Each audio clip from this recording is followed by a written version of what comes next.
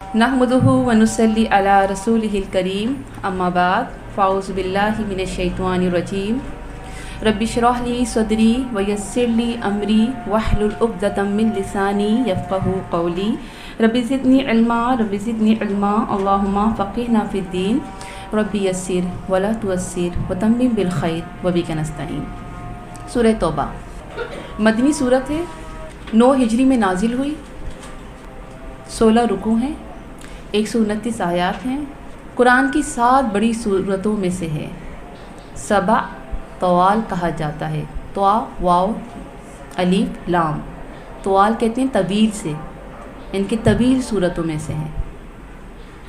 सबा तो पता ही आपको 7 को कहा जाता है, सबा तवाल कहा जाता है। कुरान मजीद की वाहिद सूरत है जिसके शुरू में बिस्मिल्लाह नहीं। इसकी मुख्तलिफ वजूहात कुतुब तफसीर में दर्ज हैं। हज़रत उस्मान से जब इस बारे में पूछा गया तो आपने फरमाया, मैं प्यारे नबी करीम सल्लल्लाहु अलैहि वसल्लम को इसके साथ इसके साथ बिस्मिल्लाह पढ़ते नहीं सुना, लिहाजा बिस्मिल्लाह नहीं लिखी। यानी जैसे अल्लाह के नबी को पढ़ते देखा वैसे ही लिखा गया। इसलिए सही बात यही है। सूरह अनफाल और सूरह तौबा इन दोनों के मज़ामीन में बड़ी यकसानियत है। ये सूरह गोया सूरह अनफाल का बकिया हिस्सा है, जबकि आप जानती हैं कि सूरह अनफाल कब नाजिल हुई थी? बदर के मौके पर। और बदर कौन सी हिजरी में हुई थी? और यहाँ पे मैंने कौन सी हिजरी लिखवाई आप लोगों को? कितना फ़र्क आ गया?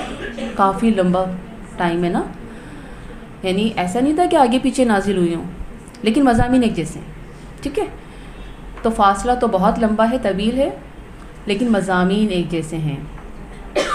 सूरह अनफाल और सूरह तौबा इन दोनों के मज़ामीन में बड़ी यकसानियत है। ये सूरह गोया सूरह अनफाल का बकिया हिस्सा है। नाम अलहदा इसलिए रखा क्योंकि इसमें मोमिनीन की तौबा कबूल करने का ज़िक्र है। इस सूरत के मज़ीद नाम और हैं, यानी मज़ीद किसी ने कहा 9 नाम मज़ीद और हैं, 11 हैं, 7 हैं, मगर मशहूर अत-तौबा, अल-बरात, अल-फादिहा, अल-काशिफा। तौबा का मतलब तो आपको पता है, अल्लाह की तरफ रुजू करना, तौबा करना। और इस सूरत में 17 बार तौबा का लफ्ज़ आया है। सूरह बकरा में 13 दफ़ा, सूरह निसा में 12 दफ़ा आया था। इस सूरत में तमाम लोगों को तौबा की दावत दी जा रही है, जिनमें कुफ़ार, मक्का मुशरिकीन, मुनाफिकीन, मुर्तदीन, तमाम गुरोहों को तौबा की दावत है। बरात का मतलब होता है बरी होना, बेजार होना। इस सूरत के आगाज़ में बेजारियत का लफ्ज़ इस्तेमाल हुआ है। मुशरिकीन से बेजारियत का इजहार है। और बिस्मिल्लाहिर्रहमानिर्रहीम में अल्लाह की सिफ़ात जो हैं रहमान और रहीम हैं। बिस्मिल्लाह अमन की अलामत है और इसमें मुशरिकीन से अमान उठाई जा रही है। इस सूरत में मुशरिकीन के तमाम मुआहदात मनसूख करने का ऐलान है। इसीलिए इस सूरत का नाम फ़ादिहा यानी कि इसका मतलब होता है रुसवा करने वाली। इसमें मुनाफिकीन की 55 ऐसी बातों का ज़िक्र है जिनके ज़रिए उनके हालात ज़िंदगी खोल दिए गए और उन्हें बड़ी रुसवाई का सामना करना पड़ा। काशिफ़ा का मतलब क्या होता है? खोलने वाली। तो उनके राज खोले गए, इसलिए काशिफ़ा है इसका नाम। इस सूरत को समझने के लिए तारीख़ी पस मंज़र भी वक्तन फ़ौक़तन हमें देखना होगा। इब्तिदाई 1 से 37 आयात ये एक वक्त में नाजिल हुई हैं, जिनमें मुशरिकीन से मुआहदात को मनसूख करने का ऐलान है। कौन से मुआहदात थे? इनको समझने के लिए क्या करना पड़ेगा? हिस्ट्री की तरफ जाना पड़ेगा, थोड़ा पीछे। नबी करीम सल्लल्लाहु अलैहि वसल्लम ने 6 हिजरी को अल्लाह ताला के हुक्म से 1400 सहाबा कराम को मक्का उम्रा की नियत से लेके जाना हुआ। यानी अल्लाह का हुक्म था तो कहाँ गए? ये पूरा आपको मैंने वाक़या बताया है सुलह हुदैबिया का। 1400 सहाबा को लेकर गए थे। مگر کیا کیا گیا؟ اہل مکہ نے ان کو روک دیا اور ان کو عمرہ نہیں کرنے دیا۔ اب دیکھیں یہاں پر تو ایک چیز کیا تھی، اللہ کے گھر جانے کا کس کو شوق نہیں ہوتا؟ مجھے اور آپ کو کتنا شوق ہے کہ ہم بھی حج اور عمرہ کریں، اور پھر وہاں سے کوئی واپس لوٹا دے تو کتنی تکلیف ہوگی۔ اس تکلیف کی تو ہم نے بات کر لی تھی، لیکن ایک تکلیف کو ہم نے چھوڑ دیا تھا، وہ کیا ہو سکتی ہے؟ یہ 6 سال بعد اپنے آبائی گھر جا رہے تھے، وہ جہاں پہ انہوں نے اپنا بچپن گزارا، جہاں یہ پیدا ہوئے تھے، اور وہاں سے یہ ہجرت کر کے مدینہ چلے گئے تھے۔ لیکن 6 سال بعد ایک خوشی تو یہ تھی کہ اللہ کے گھر بھی جا رہے ہیں، لیکن ایک خوشی یہ بھی تھی کہ اپنے گھر جا رہے ہیں، ہے نا؟ ایک اپنی ہی خوشی ہوتی ہے اپنے آبائی گھر سے، بڑی یادیں وابستہ ہوتی ہیں وہاں سے۔ لیکن ان لوگوں نے کیا کیا؟ ایسا دل توڑا، وہیں سے واپس کر دیا، جانے ہی نہیں دیا۔ اس موقع پر ایک معاہدہ طے پایا جسے صلح حدیبیہ کہا جاتا ہے۔ اس معاہدے سے پہلے مسلمانوں اور اہل مکہ کے درمیان کئی جنگیں ہو چکی تھیں، لیکن آئندہ اس معاہدے کی روح سے 10 سال تک جنگ بندی کا اعلان کیا گیا۔ یہ آپ غور سے سن لیں گی نا، ساری آیتیں آپ کو آرام سے سمجھ آ جائیں گی کیونکہ ساری یہی ڈیٹیل ہے۔ اس کے علاوہ یہ بھی طے پایا کہ عربوں کے مختلف قبائل یا قریش کے حلیف ہوں گے یا مسلمانوں کے، یعنی آپ کو پتہ ہے کہ کافی قبائل تھے علیحدہ علیحدہ، تو ان کو سب کو جو ہے مسلمانوں کے لیے علیحدہ قبائل کو رکھا گیا اور کافرین کے لیے علیحدہ، یعنی حلیف بن گیا۔ حلیف کا مطلب ہوتا ہے حلف سے، یعنی کہ قسمیں کھا کے یہ کہنا کہ ہم آپ کو سپورٹ کریں گے، ہمیشہ ہم آپ کے ساتھی ہیں، ٹھیک ہے۔ ان میں بنو خزاعہ، خوازہ حمزہ عین خزاعہ، یہ تھا مسلمانوں کا حلیف، ان کے لیے بھی آگے آیتیں آئیں گی۔ اور بنو بکر کس کا تھا؟ قریش کا حلیف۔ ان دونوں قبائل بنو خزاعہ اور بنو بکر کی آپس میں بنتی نہیں تھی، تو طے یہ پایا کہ 10 سال کوئی جنگ نہیں ہوگی، مگر 2 سال کے اندر ہی اس معاہدے کی خلاف ورزی کر دی گئی۔ بنو بکر نے بنو خزاعہ پر حملہ کر دیا جو مسلمانوں کے حلیف تھے، ان کو خوب مارا گیا، مکہ میں ان کو چھوڑا نہ گیا، ایک ایک کو مار کے نکالا گیا، یہاں تک کہ صرف 40 افراد بچے جو بڑی مشکل سے جان بچا کر اللہ کے نبی محمد صلی اللہ علیہ وسلم کے پاس پہنچے۔ اب چونکہ قریش کی طرف سے یہ بد عہدی تھی، اب کوئی چارہ نہ تھا مظلوم مسلمانوں کا ساتھ دیا جائے، یعنی ظاہر ہے ان کے ساتھ غلط ہوا تھا تو اب بدلہ لیا جائے گا۔ لیکن پہل کس نے کی تھی یہ کلیئر کر لیں، جی یہ کافرین کی طرف سے پہل تھی، بنو بکر جو ہے ان کے حلیف تھے۔ بہرحال تیاری کی گئی اور یہ تیاری خاموشی سے کی گئی۔ 8 ہجری رمضان مبارک میں مکہ جو ہے مکہ پر فتح حاصل کیا گیا، فتح حاصل ہوئی، اور یہ بغیر خون ریزی کے ہوا یہ سب کچھ۔ اب ہر طرح کی آزادی ہو گئی مسلمانوں کو۔ کون سی آزادی؟ اب ظاہر مکہ فتح ہو گیا ہے، مسلمان غالب آ چکے ہیں، حج عمرے کی آزادی ہے۔ تو 8 ہجری کو جو حج ہوا اس میں مسلمان اور مشرکین نے 7 حج کیا، یہ بھی نوٹ کر لیجیے، 7 حج کیا مسلمانوں کے ساتھ، مشرکین نے بھی۔ 9 ہجری میں نبی کریم صلی اللہ علیہ وسلم نے ابو بکر کو امیر حج مقرر کر کے روانہ کیا، لیکن ان کے جانے کے بعد سورہ توبہ نازل ہوئی جس میں یہ کہا گیا کہ اب آئندہ مشرکین کے ساتھ ہر طرح کے معاہدات ختم کیے جائیں گے اور ان کو مزید مہلت نہیں دی جائے گی۔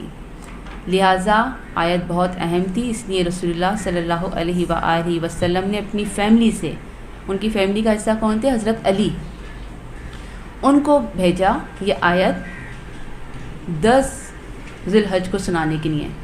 10 تاریخ کو کیوں؟ کیونکہ دنیا بھر سے لوگ جمع ہوتے تھے، اور مکہ میں جب بھی کوئی بڑا اعلان کیا جاتا تھا تو اسی دن کیا جاتا تھا، کیونکہ دنیا بھر سے لوگ حج کے لیے وہاں آتے تھے، اکٹھے ہوتے تھے۔ چنانچہ 10 ذی الحج کو یہ آیت سب کو سنائی گئی۔ حج کے موقع پر اعلان برات عام نوٹس تھا سب کے لیے۔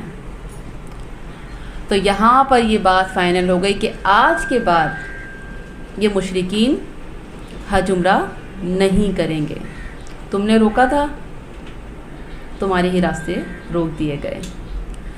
اب آتے ہیں ہم ان آیتوں کی طرف۔ اب آپ نے جو ہے یہ تمام چیزیں غور سے انشاءاللہ سن لی ہوں گی، تو اب آپ کو آیتیں سمجھنے میں مشکل نہیں ہوگی انشاءاللہ۔ مضامین کے لحاظ سے تھوڑی مشکل ترین یہ صورت ہے، یہ ٹکڑیوں میں نازل ہوئی تھی۔ بڑا زوردار اس کا آغاز ہے. اعوذ باللہ من الشیطان الرجیم. براءۃ، با را حمزہ، اعلان برات ہے. برات کون سی برات؟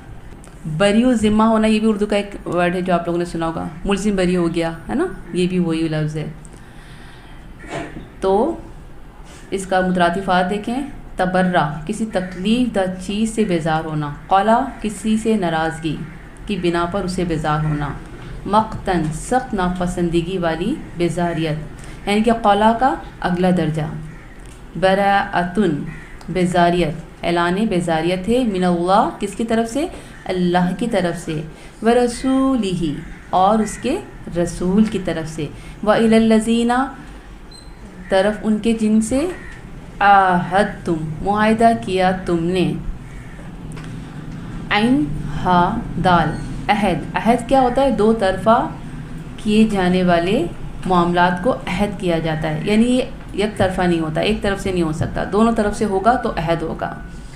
عاہدتم معاہدہ کیا تم نے. من المشرکین شرک سے، شین را کاف اس کا روٹ ہے، یعنی کہ شریک کرنا، باہم ملانا، اللہ کے ساتھ دوسروں کو بھی پکارنا. من المشرکین مشرکین میں سے، یعنی اللہ تعالیٰ نے یہاں پہ اعلان کر دیا کہ میں بیزار ہوں ایسے لوگوں سے جو مشرک ہیں، جو اپنے عہدوں کو توڑتے ہیں. وہ اپنے گناہ کی وجہ سے اپنی زبان کے بھی جھوٹے ہیں، جیسے وہ اپنے عملوں کے جھوٹے ہیں. آیت نمبر 1. اللہ رسول کا مشرکین سے اعلان برات. 9 ہجری میں حضرت علی رضی اللہ تعالی عنہ اور دیگر صحابہ کو قرآن پاک کی یہ آیات، یہ احکام دے کر بھیجا کہ وہ ان کا عام اعلان کر دیں.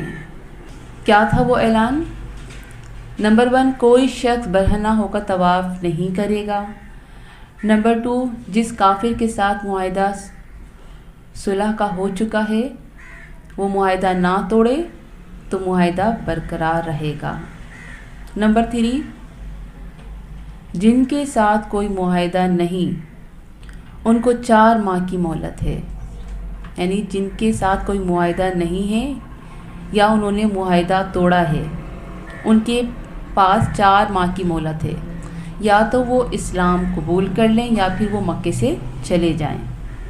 نمبر 4، اس سال کے بعد مشرکین حج کے لیے نہیں آئیں گے. رحیق المختوم صفحہ نمبر 592 اسٹڈی کیجیے گا، ٹھیک ہے، اور مزید سمجھ آئے گا. قرآن کو سمجھنے کے لیے سیرت النبی، چاہے وہ تجلیات نبوی ہو یا رحیق المختوم ہو، ساتھ رکھیں، کیونکہ سارے واقعات آپ کو وہاں سے ڈیٹیل کے ساتھ ملیں گے. ٹھیک ہے. یہاں پر جو ہے حضرت علی کو بھیجا، جیسے کہ میں نے ابھی آپ لوگ کو پہلے تفصیل میں بتایا، اور حضرت علی نے جا کے جو ہے اعلان عام کر دیا کہ پہلے جو کچھ ہوتا تھا اب وہ نہیں ہوگا.